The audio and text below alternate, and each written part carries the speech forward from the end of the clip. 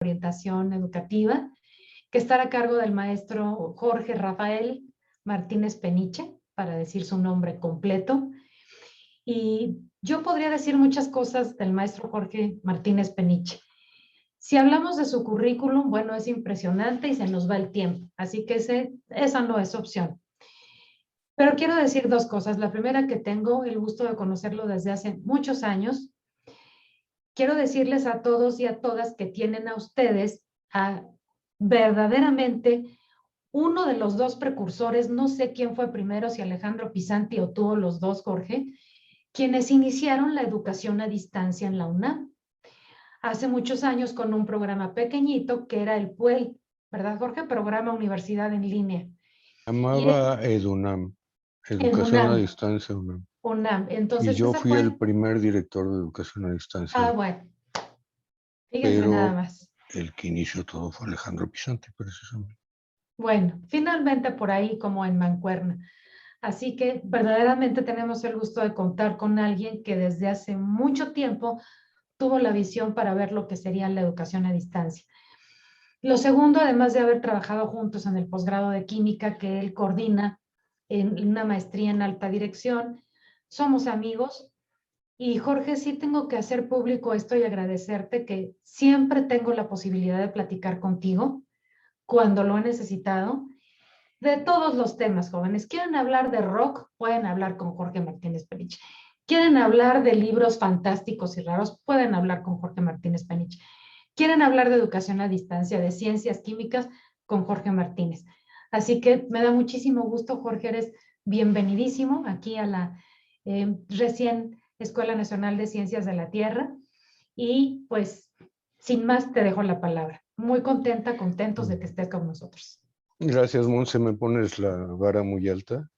Primero quiero agradecer al doctor José Luis Palacio Prieto, también buen amigo, y me da mucho gusto que sea el director de esta nueva escuela y sé que van a tener grandes logros.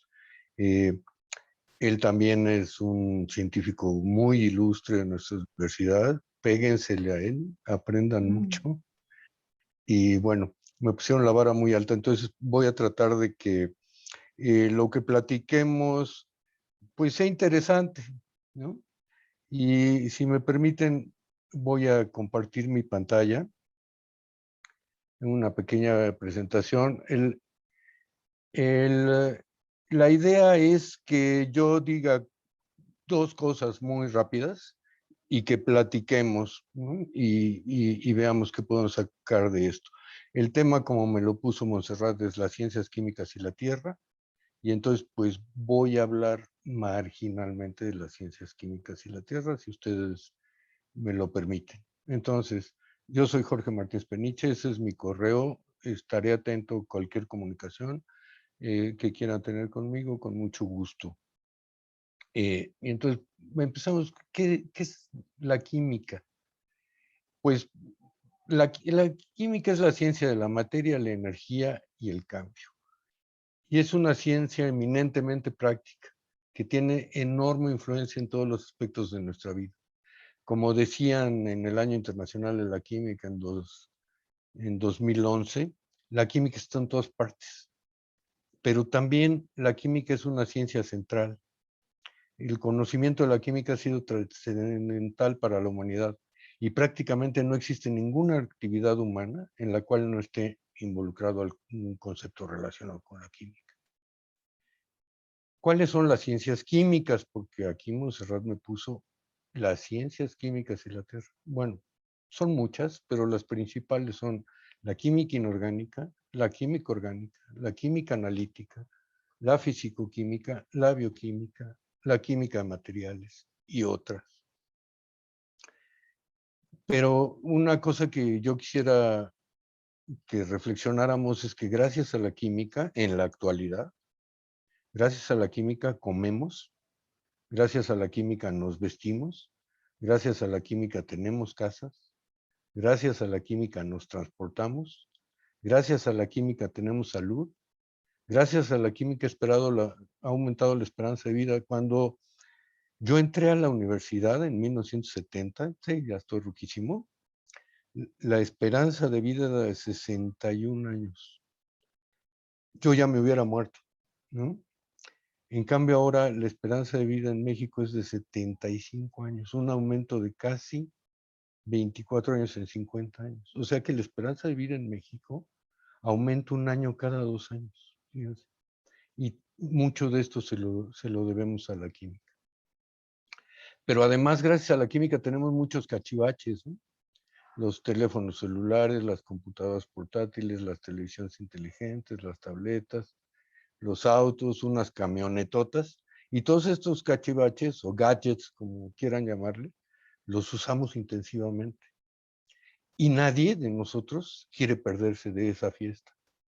Todos los queremos usar, todos los queremos tener, todos queremos tener estos beneficios, comer bien, vestirnos, tener una buena casa, tener un iPhone, tener una camionetota. Nadie, todos queremos participar de esta fiesta.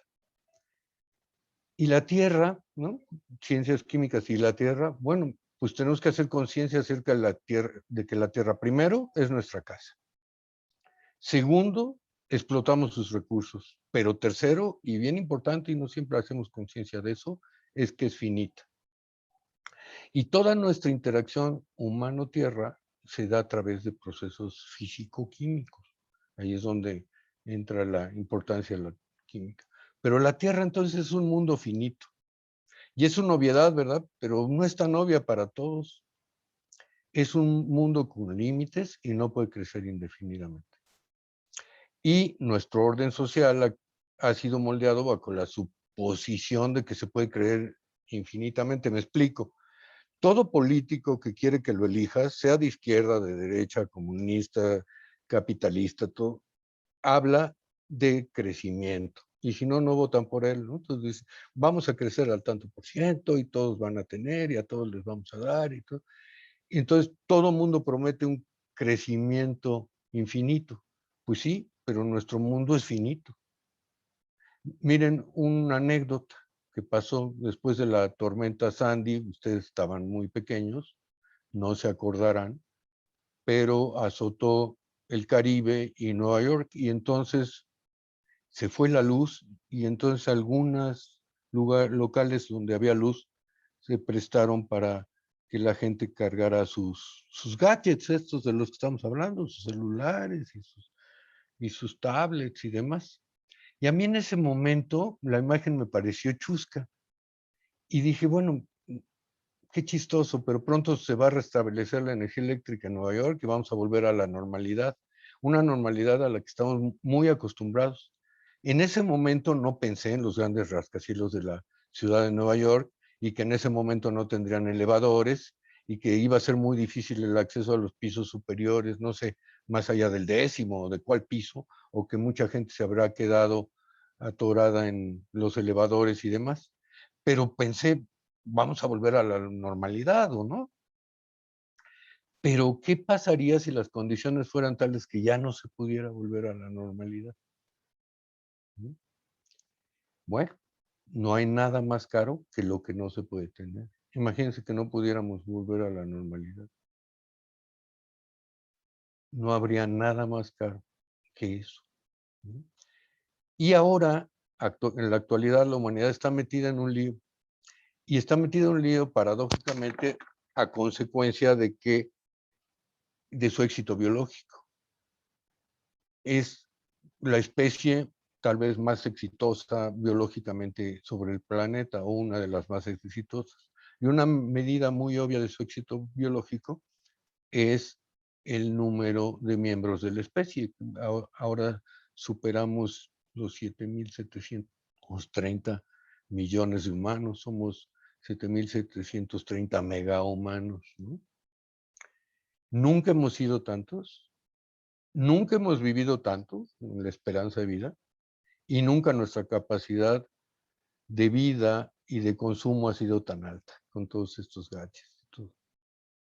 Pero entonces ya empezamos a hablar de recursos insuficientes, que si el petróleo, que si el agua, que si las cosechas, la electricidad, el acero, el helio. Por ejemplo, el helio nos lo hemos acabado, ya prácticamente no hay helio sobre la Tierra, tiene tantas aplicaciones en la industria y en la medicina y nosotros nos lo gastamos en inflar globos, ¿no? Para regalarlos el 10 de mayo.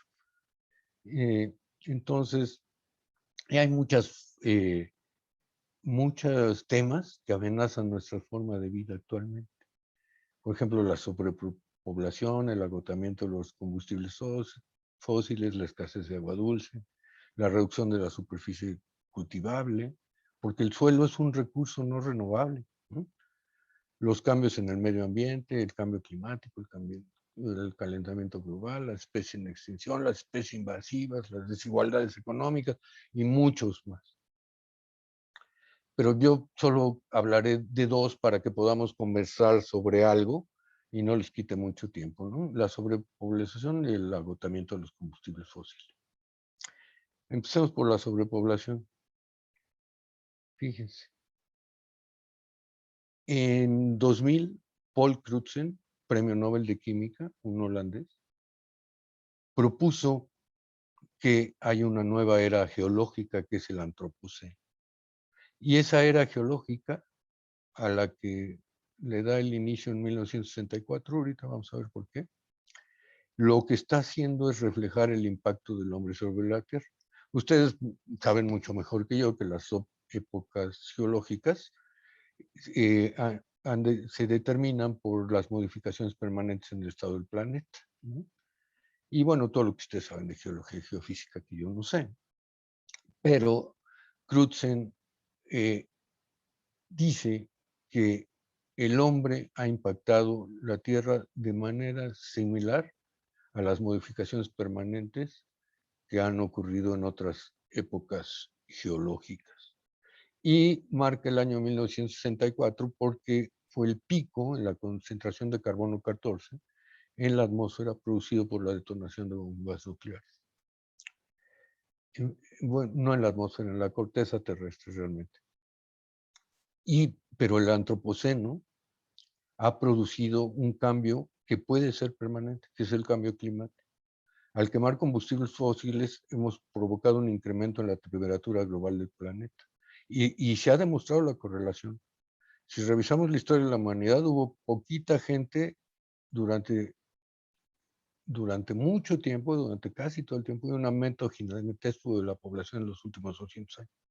Y hubo poquito CO2 en la atmósfera durante casi todo el tiempo, dióxido de carbono, y un aumento gigantesco del dióxido de carbono en los últimos 200 años. Pero el problema es que ese dióxido de carbono, junto con otros gases en la atmósfera, provocan el llamado efecto invernadero, que provoca el aumento en la temperatura, lo que llamamos el cambio climático, y es probable que ya hayamos alterado tanto el mundo que la posibilidad de un regreso controlado para hacerlo sustentable ya no sea posible, ya se nos ha ido de las manos. Y además habrá, como nadie se quiere perder la fiesta, habrá mucha resistencia al cambio. Y aunque ya tuviéramos la solución, nos tardaríamos mucho tiempo en implementarla. Bien, la gráfica pues está re mal, ¿no? Porque no nos dice mucho, nada más que el hombre existe hace aproximadamente 200,000 años, pero nuestro crecimiento poblacional no es, en los últimos años no es exponencial, sino es mayor, más grande que un exponencial. Ha habido un aumento de 100% en la población en los últimos 44 años y un aumento de 42% en la población en los últimos 25 años. Y entonces nos empezamos a preguntar cuánta gente puede soportar la Tierra. Y pues se ha estimado que la población mundial máxima debe andar entre los 8,000 y los 20,000 millones. Es decir, con nuestros 7,430 millones ya nos estamos adentrando a lo que se estima como un límite, otra frontera planetaria. Y entonces nunca antes hemos estado tan cerca de diversas fronteras planetarias, pero afortunadamente, o eso creemos, nunca antes hemos tenido tanto conocimiento, tanta información y una ciencia tan efectiva como ahora. Pero el año pasado rebasamos otro hito en la humanidad y es las 400 partes por millón de dióxido de carbono en la atmósfera. Ese es otro, al parecer estamos alcanzando otra frontera. Y entonces volvemos a hablar de recursos insuficientes, que si el petróleo, que si el agua, que si las cosechas, la electricidad, el acero, el helio. Y bueno, segundo punto, los energéticos. Muchos pensamos durante mucho tiempo en que la crisis de los energéticos sería la primera crisis fuerte que enfrentaríamos como humanidad, pero ahora no estamos tan seguros porque se viene otra crisis muy fuerte que es la del agua. Antes las guerras eran por los energéticos, muy probablemente las guerras futuras sean por el agua. Pero pues vamos a hablar de los energéticos. Hoy no nos va a tocar el agua. A lo mejor en la plática con ustedes hablaremos del agua, pero vamos a hablar de los energéticos. ¿En qué está basado nuestro progreso? Pues en que hemos tenido energía barata. Y entonces el progreso no ha conocido límites, pero ese progreso está alimentado por el petróleo. 3/4 de partes de la población vive en condiciones urbanas. Y la población urbana gasta mucha energía, se traslada a grandes distancias, consume alimentos cuya producción gasta mucha energía y muchos fertilizantes que se producen a partir de la petroquímica y que se trasladan cientos de kilómetros. Dicen que un alimento puesto en una mesa gringa, bueno, estadounidense, viajó entre 2.000 y 4.000 kilómetros. Y ahora la globalización nos la pone peor. No sé si han visto este meme por ahí, de las locuras de la globalización. Peras cultivadas en Argentina, envasadas en Tailandia. Y probablemente para que se consuman en un Starbucks en México, ¿no? ¿Imaginan el gasto de energía que hay detrás de esto? De hecho, este tipo de cosas de la globalización, de que y si las materias primas son más baratas en tal lugar y demás, nos ha traído muchos problemas de distribución y cadena de suministro durante la pandemia, incluido el de las vacunas. Países que producen vacunas como la India no tengan vacunas para su población. Bueno, pero bueno, esas son las cosas que podemos platicar después de terminar. ¿Qué ha pasado con el consumo de energía primaria? Pues igual, a partir de 1964, la fecha que Crutzen propone para el antropoceno, pues se ha disparado el consumo de energía primaria. ¿Y qué energía es la que consumimos? Pues la que puede soportar el estilo de vida que llevamos. ¿Qué pasó en el 64? Bueno, pues otra fiesta de la que tampoco quisimos perdernos, los Beatles, la ola inglesa, los hippies y gustos, la libertad sexual y la píldora. Fíjense, imagínense si no hubiera habido píldora, gracias a la química también, un egresado de la Facultad de Química, Luis Mera Montes, si no hubiera habido píldora, ¿cuántos seríamos? ¿No? La equidad de género, el 68, el pelo largo y las drogas. Ahí empieza el antropoceno, o ahí es la propuesta de inicio del antropoceno. Pero, ¿cómo está la producción mundial de energía? Se consume, fíjense, la escala, en exajoules por año, exajoules. ¿Sí? ¿Y qué energía es la que más consumimos? Fíjense. Este gris, carbono, ¿no? Estas naranjita, las renovables o disque renovables, ¿no? La hidroeléctrica, la nuclear, luego gas natural y petróleo. Entonces, fíjense, ¿cuáles contaminan o cuáles meten CO2 al ambiente? Pues el carbón, el gas natural y el petróleo, ¿verdad? Y son las que más consumimos y las otras son muy poquito. Pero el petróleo se va a acabar. De hecho, se sabe científicamente que ya alcanzamos o estamos por alcanzar el máximo de la producción petrolera. Y además cualquier químico, el que sea, les va a decir, lo peor que podemos hacer con el petróleo es quemarlo. Porque aunque es ideal como combustible, es mejor su transformación en la petroquímica. La industria petroquímica nos proporciona de muchos materiales de los que otra vez vivimos y de los que no nos queremos deshacer. Aquí les pongo algunos ejemplos, ¿no? Pero quizá los dos más grandes ejemplos son las fibras y los plásticos y los fertilizantes. Las fibras que se utilizan muchas para eh, la, los textiles, que nos proporcionan materiales que sustituyen las pieles de los animales para nuestra vestimenta, y los fertilizantes, con los cuales no se podría fijar el nitrógeno en el suelo para que crecieran las plantas, para la formación de los aminoácidos y las proteínas, y que no se puede, bueno, existen algunas bacterias nitrificantes que lo fijan directamente en la atmósfera, pero en general, sin los fertilizantes no podríamos producir la cantidad de alimentos suficiente para alimentar a esos más de 7,000 millones de seres humanos. Pero si se acaba el petróleo, ¿de dónde vamos a sacar el equivalente a los 200 millones de barriles de petróleo diarios que consumimos? Nada más miren, esta es una noticia de hoy. Hoy salió en la jornada.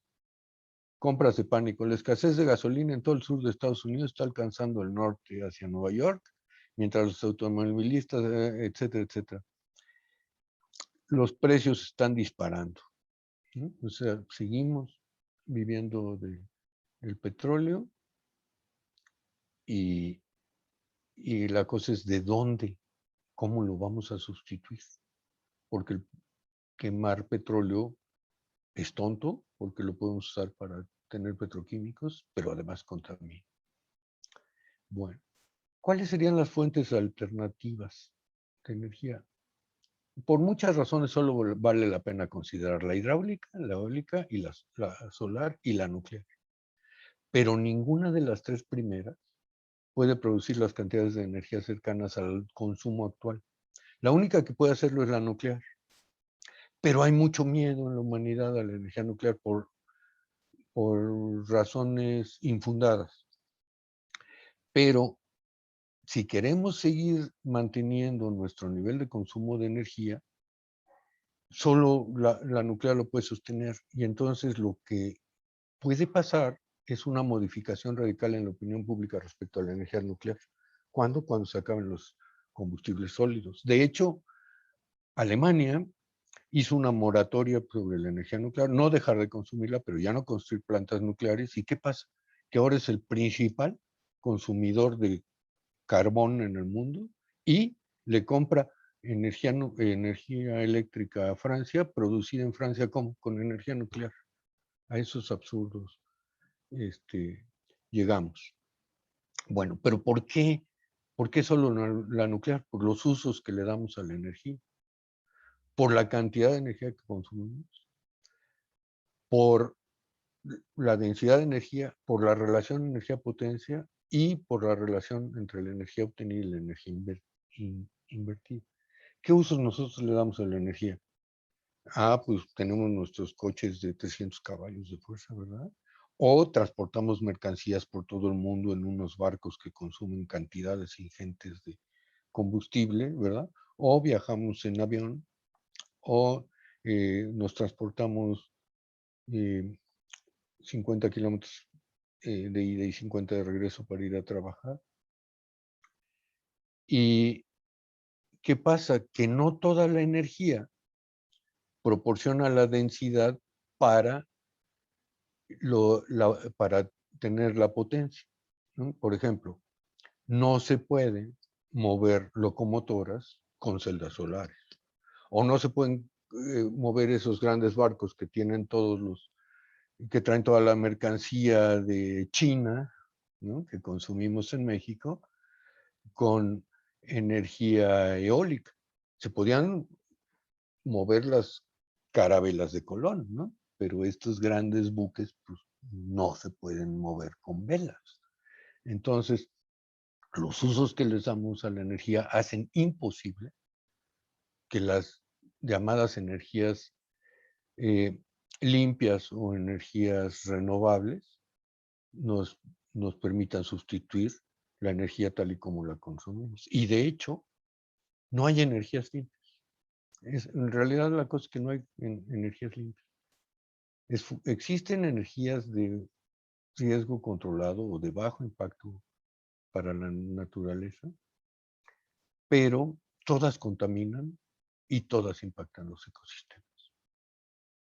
Porque hay otra cosa, la relación de la energía obtenida con la energía invertida. Por ejemplo, pensemos en un auto eléctrico. Cuando van a cargar el auto eléctrico, ¿en dónde lo cargan? Pues una fuente de electricidad. ¿Y esa electricidad de dónde viene? Pues de una planta de carbón en Alemania, ¿no? Que contamina todo el ambiente. Y la conversión de la energía, en cada conversión de energía se pierde. Ustedes han estudiado termodinámica, pues saben que la eficiencia termodinámica es muy baja. Y en este tipo de cachivaches es bajísima. Además, con los autos eléctricos pasa que, y con los híbridos, que las pilas son muy caras. La minería para tener esas pilas gasta muchísima energía, porque pues, las máquinas para perforar la tierra no se pueden mover con celdas solares, ¿verdad? Y al final, para obtener una energía limpia, usamos más energía sucia de la que realmente aprovechamos. Y otra cosa, el costo. No he tocado el tema, pero habrá que tocarlo, el tema de la economía, ¿no? Con el chiste, ¿no? ¿Cuántos economistas se necesitan para cambiar un foco? Ninguno. ¿Por qué? Porque esperan que lo cambie la mano invisible del mercado. O sea, el costo de los autos híbridos y los autos eléctricos no amortiza el ahorro de gasolina, ¿no? O sea, lo que quiero decir es que todo lo que me ahorraría en gasolina al comprar un coche eléctrico o un coche híbrido, no lo recuperaría durante la vida útil de ese vehículo. Y pues las reglas del mercado, ¿qué me dicen? Pues vete con la gasolina, ¿no? Porque te va a salir más barata, ¿no? Nunca vas a amortizar con un carro híbrido o con un carro de gasolina lo que te ahorraste de gasolina. Y, o sea, que si hacemos el comparativo entre el precio de los combustibles, pues te van a decir, ¿por qué no se venden los autos eléctricos? Pues es la economía. Y vamos a llegar a la misma conclusión. Es imposible que el crecimiento interrumpido continúe indefinidamente. Y lo que sí parece seguro es que tenemos que hacer cambios a futuro y que encontremos o no soluciones, vamos a tener que cambiar. Y ojalá que esos cambios o esas soluciones sean adaptativas, que consistan en apagar focos, ahorrar agua o manejar menos kilómetros y no tengan que ser disruptivas.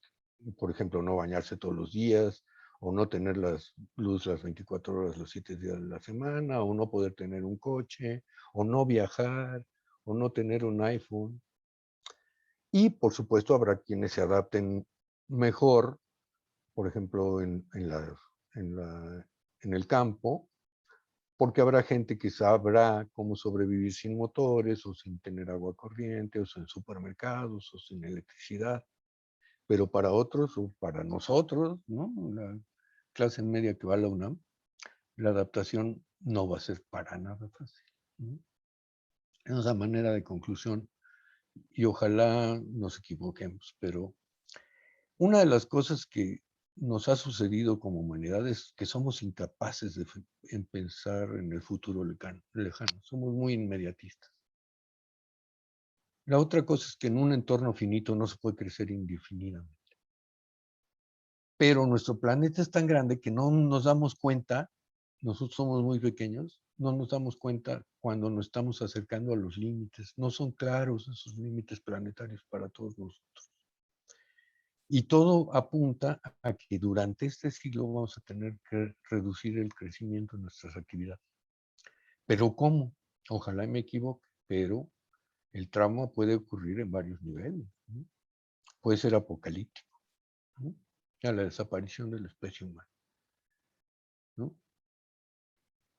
Así como la desaparición de los dinosaurios, la desaparición de la especie. O moderado, con la desaparición de la civilización, podría ser. O muy leve, con una modificación del orden mundial que implicaría una vida más racional, pero sustentable. Lo que sí es casi seguro es que si logramos sobrevivir, la vida va a ser más local, más precaria, más menesterosa y el mundo va a ser más grande. La energía, el agua y los alimentos volverán a ser bienes muy preciados y su desperdicio va a ser impensable. Y ojalá me equivoque, pero por esas disputas se verán amenazadas la libertad, la educación, la democracia, la igualdad, la paz. La naturaleza va a volver a ser hostil para nosotros. Y habrá que preguntarse entonces, ¿qué queremos guardar? ¿Qué queremos conservar? Pero a lo mejor ni siquiera nos lo podemos preguntar. A lo mejor que la cosa va a ser, ¿qué podremos guardar? Lo que sí está claro es que la solución a estos problemas tan complejos solo va a ser posible con la participación de todos juntos, toda la humanidad con todos sus recursos. Porque luego dicen, algo se les ocurrirá a los científicos. Ah, sí, algo se nos ocurrirá. Y si no, se nos ocurre. O sea, ¿cuántos científicos hay en el mundo? ¿No? Nos vamos a echar sobre las espaldas. Bueno, yo ni siquiera me incluyo entre ellos, ¿verdad? Pero esos científicos se van a echar sobre la espalda la responsabilidad de 7.000 millones de seres humanos. Ojalá nos equivoquemos. Si la alarma es falsa, padrísimo. Empecemos a valorar lo que tenemos. Pero si no, hagamos este tipo de ejercicios. Va a ser una condición necesaria, aunque no será suficiente, para que podamos ser viables como especie en el futuro. Y bueno, ahí le paro para que conversemos sobre esto y al rato, si me dan chance, bueno, de una vez, les voy a recomendar una lectura, que es este libro, Lo Finito, Desarrollo Sustentable en el Siglo de Oro de la Humanidad. Ya es viejo, es de 2012, de Carlos Amador, que es el director de la Facultad de Química, y que vean la película El planeta de los humanos, ¿no? Es un documental de Jeff Gibbs. Y bueno, ya mejor me callo y vamos a que me cuestione, con mucho gusto. Bien. Muchas gracias, Jorge. Te propongo que mejor hablemos de rock y de música. Se me Bueno, hace. híjole, bueno, sí. En fin, muchísimas gracias, Jorge. Pues bueno, jóvenes y a todos y a todas les invitamos a que participen, hagan sus preguntas, aportaciones, reflexiones. ¿Quién dice yo? Aquí estamos Hay ya. varios comentarios de José Luis. Lean sobre el antropoceno, todo un tema Ajá. en ciencias de la Tierra. Cuando los Jimen- científicos dicen a alguien, nadie les cree, dice Liliana. Jimena dice, da intriga y miedo al futuro, cada vez está más cercano. Bueno, y hablamos solo de eso, pero el agua es otro problema. Ujú. ¿Cómo se dice, José Luis? Estresamiento de los acuíferos es muy grave, sobre todo en un acuífero que está entre Pakistán y la India. Al parecer han extraído 2/3 partes del agua en ese acuífero y las consecuencias son tan graves que ha cambiado la rotación de la Tierra, porque cambió el centro de masa al extraer el agua de ahí. Entonces, hay otros temas, ¿no? Pero para abrir boca y si quieren, luego discutimos por correo, chat, como quieran, o me vuelven a invitar, si es que les interesan estos temas. Bueno, aquí en el chat también Susi Rojano dice, con todos los avances científicos en materia de energías renovables y los avances en almacenamiento de energía que se ha estado dando en los últimos años, ¿sigue siendo difícil depender solo de energías renovables en un futuro? No hay forma de depender solo de energías renovables con los usos que les damos. O sea, a mí una de las cosas que me molesta un poco de las discusiones sobre energía es que solo se habla de la energía y no de la densidad de energía o de la relación entre energía y potencia. Porque hay fuentes que me dan una alta densidad de energía, me ponen mucha energía en un lugarcito, y esas son útiles para ciertas cosas, por ejemplo, para leer, para, para prender computadoras o para relojes, ¿no? Para cerrar los elevadores o para prender focos, pero no son útiles para transportar barcos, locomotoras, ¿no? Porque ahí hay otra cosa, la relación energía-potencia. Yo por ahí tenía una lámina donde se veía eso, nada más que la pasé muy rápido. Pero no se pueden mover locomotoras con celdas solares. No se pueden mover los grandes barcos, estos que transportan todos los, ¿cómo se llaman estas cajotas? Contenedores. Contenedores que nos traen de China con energía eólica. Se pudieron mover las calaveras de Colón, ¿no? Pero eran unos barquitos o los barcos vikingos. Pero estos barcos no se pueden mover con energía eólica. ¿No? ¿Ok? Entonces, Muy bien. en la medida que sigamos usando tal cantidad de energía y para esos usos, la única fuente de energía posible, pero a la que todo el mundo le da miedo, no sé por qué, es la nuclear. Estamos hablando de la nuclear de fusión, ¿no?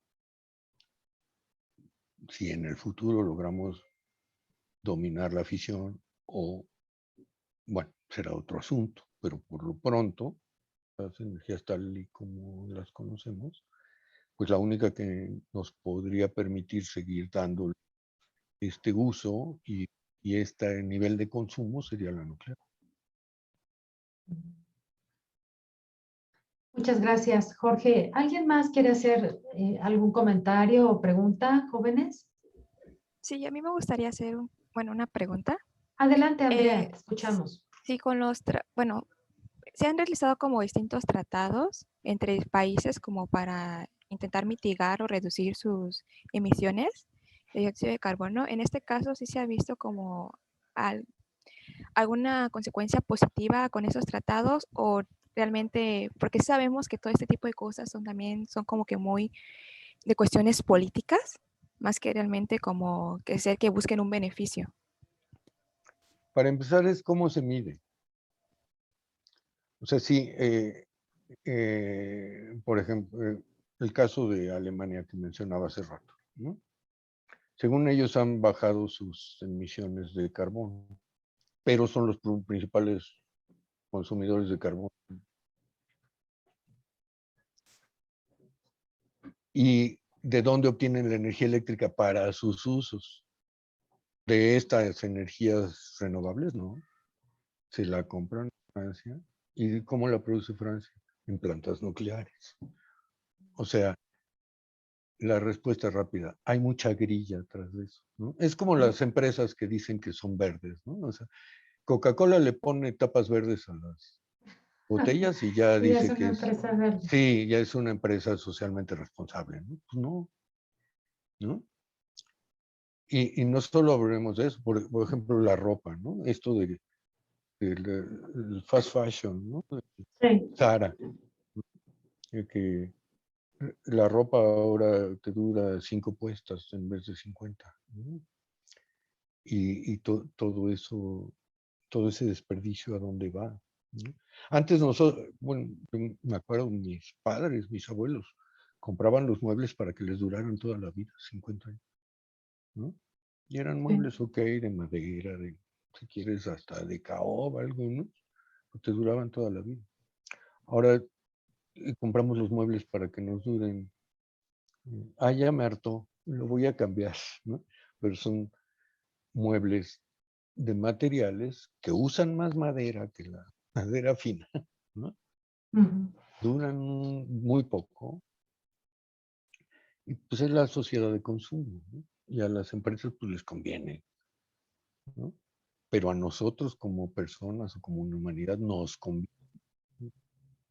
Eso es sobre lo que tenemos que reflexionar. Y así nos podemos ir a todos los temas que quieran, ¿no? Los alimentos, el suelo como un recurso renovable. Nos estamos acabando los suelos. Ahora, ok, la agronomía no es una ciencia de la tierra, José Luis. Pues Podría podría ser. caber los suelos, sin duda, La edafología. la ecología. La ecología. Y no estamos acabando entonces. Bueno, pues Entonces, sí. continuamos. Gracias, gracias, Jorge. Y Tadeo, tú habías pedido la palabra. Te escuchamos, Tadeo, adelante. Hola, bueno, buenas tardes. Mi comentario va más hacia esto último que mencionó sobre las empresas, ya que creo que son una gran cantidad de problemas tan complejos que no solo dependen de nosotros, sino también de la manipulación que se nos viene dando por arriba, de toda la información que tenemos ya en las redes sociales, por ejemplo. Lo fácil, bueno, que nos han hecho también muchos productos de fácil acceso, como son todas estas importaciones, todas las exportaciones, estas rápidas producciones, por ejemplo, McDonald's, Burger King, la ropa, por ejemplo, también es otro ejemplo de todo este rápido consumo que se nos da y los materiales o que duran tan poco y tienen alto impacto. La verdad creo que es algo muy difícil de manejar. ¿Por qué? Porque pues, hay mucha gente que ya está acostumbrada a todo este uso de productos, que no ve el problema. Y pues la verdad es algo que ahí está. No, no sé la verdad cómo se podría dar una solución a toda esta parte de rápido consumo, que es como lo más del consumismo, que es como lo que más, el principal problema que hay aquí. Sí, lo mencioné, hay muchos problemas que parten de la falta de cultura científica general en la población. Entonces es otro problema que tenemos y que también habría que discutir, pero esta discusión de los energéticos en las redes sociales a mí como que me da flojera porque la gente no entiende qué es densidad de energía o qué es potencia. Y entonces me da mucha flojera, ¿no? Tienes razón. Con respecto a lo otro también,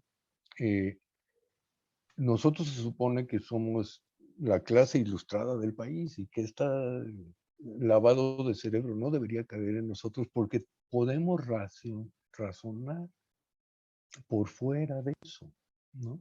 Tenemos otros argumentos y otros elementos. Y sí, efectivamente, aquí el problema, que tengo una lámina por ahí, pero es otro tema.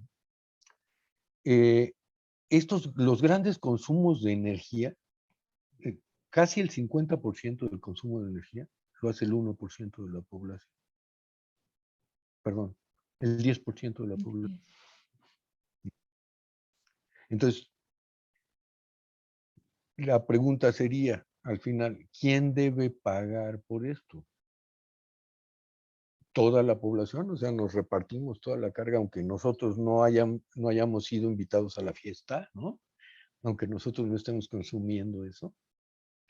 O hay gente con nombre y apellido que debe pagar por estas cosas, ¿no? Y nosotros también tenemos que saber tomar esa conciencia. ¿Me estoy explicando?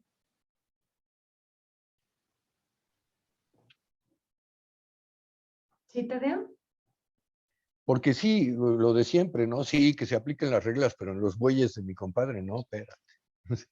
O todos nos involucramos, o la vamos a tener muy difícil. A lo mejor entonces nos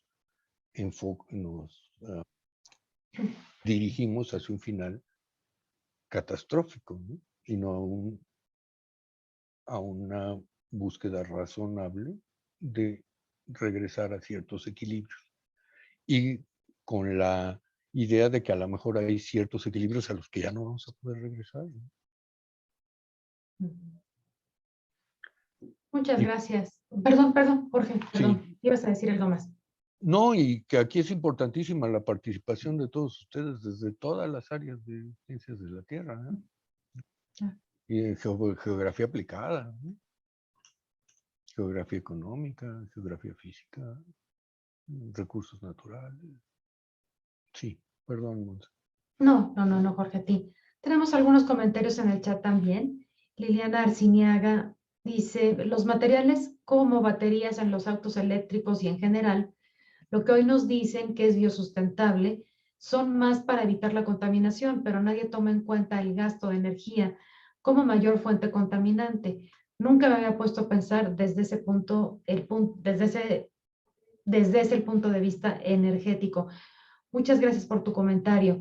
Jimena Mancilla dice, pregunta, ¿cuánto tarda en rehabilitarse el suelo? Depende, hay suelos que ya jamás vas a poder rehabilitar, ¿no? ¿Cuánto tardará en rehabilitarse el desierto del Sahara? Pues, puede ser que siglos, ¿no? Y bueno, Pero sí, en términos generales, el suelo es un recurso no renovable. El suelo agrícola, me refiero al suelo agrícola, no a no al suelo en general. Estoy hablando específicamente del suelo agrícola, para uso agrícola. y tenemos aquí más comentarios que si se necesita un cambio de sistema. Dice Cassandra, Jimena dice, cuando vas a la tienda a comprar unas galletas, te las dan con envolturas. Bueno, ahí está otra. O sea, nosotros hacemos muchas cosas por comodidad, pero llega un momento en que tenemos que darnos cuenta de que ya no podemos tener esa comodidad, ¿no? Que es otra cosa. La gente habla en contra de los plásticos en general. Espérate, o sea, hay cosas que si no se hacen de plástico, no se podrían hacer o nos costarían carísimas. Por ejemplo, les digo un ejemplo. Los asientos de bebé para el coche, ¿no? El mejor material para hacerlo es plástico, ¿no? Pero como a alguien se le ocurrió que era muy padre meter todo en bolsitas y que ahora contaminan, entonces todos los plásticos son malos, pues no. Y también hay plásticos que son biodegradables, ¿no? Y una serie de cosas. Entonces, eso es lo que yo invito a que empecemos a tener esa cultura, ¿no? De no hablar en términos generales de las cosas, así, ¿no? Energías limpias, no es cierto, no hay energías limpias. Los plásticos son malos, no es cierto, los plásticos no son malos, ¿no? Las farmacéuticas, no, espérate. O sea, la esperanza de vida ha aumentado 25 años en los últimos 50, ¿no? El chiste es que seamos más cultos en ciencia todos, ¿no? Somos más educados. Pero como para nadie la ciencia es cultura, ¿no? Dicen culto, pues el que sabe de literatura, pero el que sabe de ciencia entonces no es culto. Nadie se siente obligado a tener una cultura científica. Sí, compañeros, nosotros somos científicos y nuestra obligación es difundir esa cultura al resto de la sociedad. Así es. Jorge Emiliano nos comparte aquí, Tesla vende pequeñas plantas de energía con plantas solares para proveer energía para cargar los autos eléctricos o la casa. ¿El costo podría ser superado por el beneficio? Sí, no sé si han visto un meme que está una de esas plantitas de Tesla arrastrada por una camionetota de diésel para cargar un auto eléctrico que se quedó parado. Pues sí. ¿No? No sé si han visto ese meme. Búsquenlo, ¿no? Tiene una camionetota ahí de diésel jalando la plantita de Tesla para cargar un auto eléctrico que se quedó ahí parado. Y ahora con todo lo queremos inmediato. Ya me imagino. ¿Cuál es la autonomía de un auto eléctrico ahora? Digan. No. ¿De aquí a Querétaro, les parece? Y si van a Monterrey, entonces se van a esperar toda la noche a que cargue el coche. ¿Sí? A San Luis Potosí. Porque ese es el tipo de usos que le damos a la gasolina, ¿no?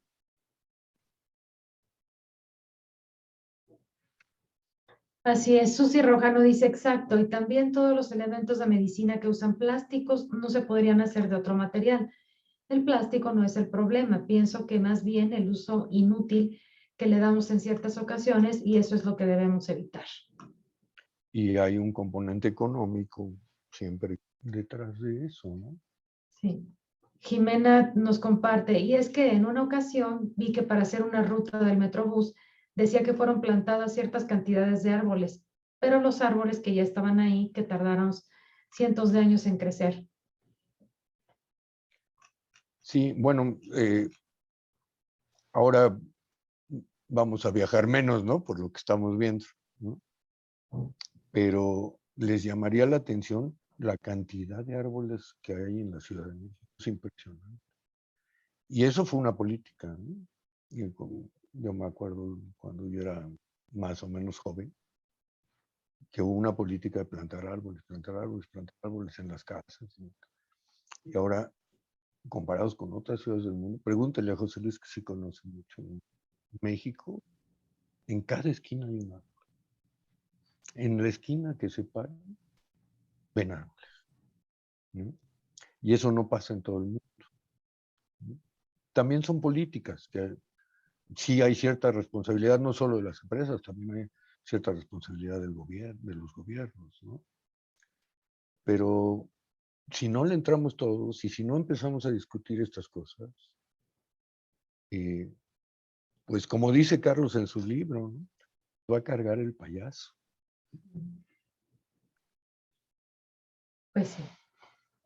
Me gustaría oír la opinión de José Luis, si no es molesto. Sí, estamos justo como casi para cerrar, José Luis, entonces si eres tan amable de compartir. Sí, cómo no. Bueno, entiendo que esta sesión se está grabando porque a mí me parece muy interesante y a lo mejor la vamos a volver a ver en algún momento. Yo justamente, me gustó mucho la presentación porque justamente estoy preparando mi clase del tercer semestre, que algunos tal vez les toque llevarla, no tendrá más remedio que llevarla conmigo. Y justamente uno de los temas que tocamos o que tratamos de tocar es el antropoceno, ¿no? Y esto a nosotros nos parecía muy importante verlo en Ciencias de la Tierra, porque estudiamos el planeta, pero también estudiamos al mundo, ¿no? O sea, si el planeta estuviera desocupado, sería más fácil de estudiarlo que si está lleno de gente, ¿no? Entonces, esta idea del antropoceno es muy provocadora y muy, o sea, todo lo que nos has dicho es de cómo precisamente la sociedad y las ciencias de la Tierra y el planeta están interactuando y de ahí han surgido estas ideas del antropoceno, ¿no? Y justamente buscando materiales, la idea del antropoceno, que pensamos que es también reciente, bueno, que lo es, la idea de la era antropozoica o el antropoceno, pues hay un par de lecturas ahí muy interesantes que son del siglo XIX, ¿no? De Stoppani se llama Antonio Stoppani, un italiano de 1873, que él ya hablaba de que el cambio en el planeta ha sido tan dramático, estamos hablando a mediados del siglo XIX, y el cambio ha sido tan importante que ya podemos hablar de una era antropozoica. Bueno, si el cuate hubiera vivido 100 años más, se muere de un infarto, bueno, que hubiera muerto de viejo, pero se hubiera muerto de un infarto de ver lo que estamos haciendo en los últimos décadas, ¿no? Y otra parte que yo creo que también valdría la pena para tomar conciencia de la importancia que tiene la sociedad sobre el planeta, es este concepto del año cósmico de Carl Sagan, Se los pongo aquí en el chat. Si pueden, búsquenlo, pero es un poco, imaginen toda la historia de la Tierra, poner el Big Bang a las 0 horas del 1 de enero, ahí viene el Big Bang, y luego hasta por ahí de septiembre es cuando aparece la Tierra, y después ya nos vamos hasta noviembre y empieza a aparecer las primeras formas de vida. Para no hacerles el cuento largo, en los últimos 2 minutos del año, es decir, el 31 de diciembre a las 23 horas con 58 minutos, aparece el hombre, ¿no? O bueno, aparecen los seres humanos. Y en los últimos 2 minutos es que estamos como estamos, ¿no?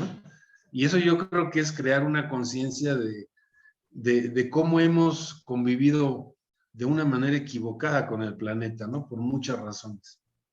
Pero me gustó mucho toda tu presentación porque yo creo que nos da mucho pie a recapacitar sobre esto y a veces no es echarnos tanto la culpa porque simplemente es un problema de ignorancia, ¿no?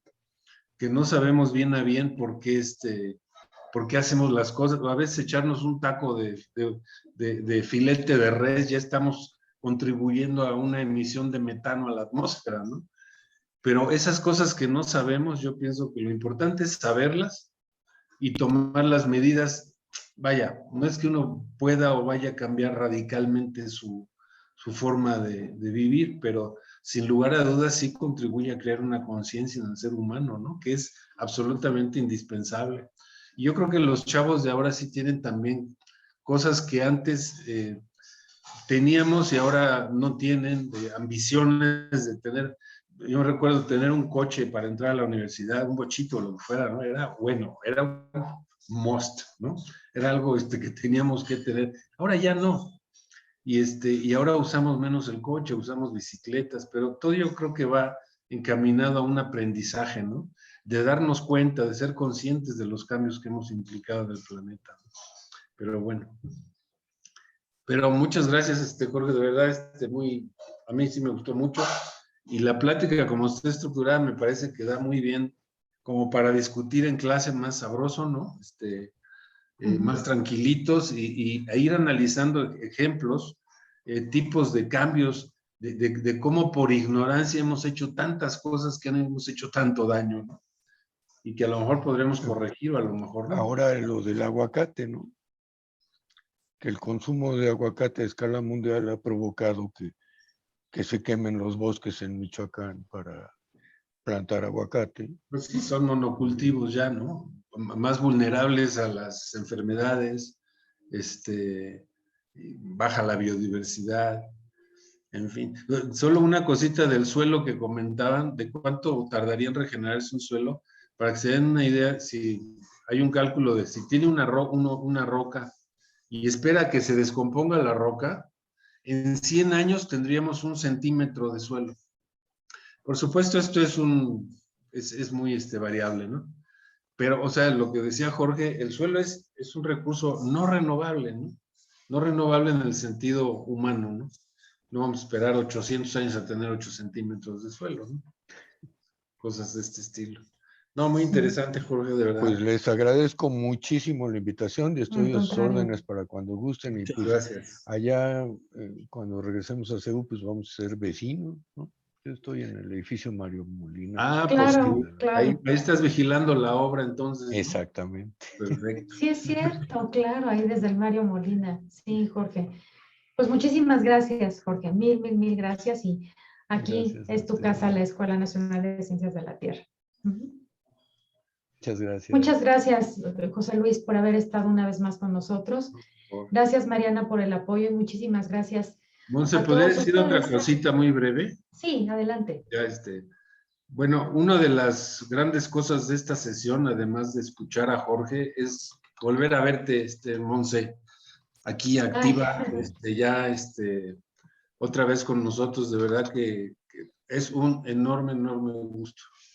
Y lo que me extraña es que no hayan aparecido otra vez los corazoncitos. No, yo creo que ya está. No, qué Muchas bueno que ya gracias. estás aquí. Muchas ¿no? gracias a De todos. verdad. Muchas gracias. Aquí seguiremos. Muchas gracias. Gracias, José Luis, y gracias.